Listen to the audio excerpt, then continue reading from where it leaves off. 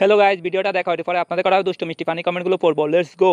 A few moments later.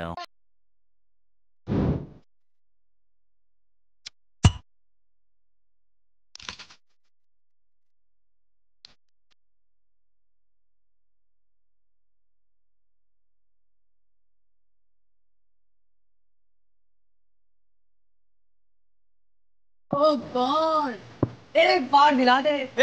और अभी तो रुको, क्लाइमैक्स अभी बाकी। মেকআপ সুন্দরী আরোহী।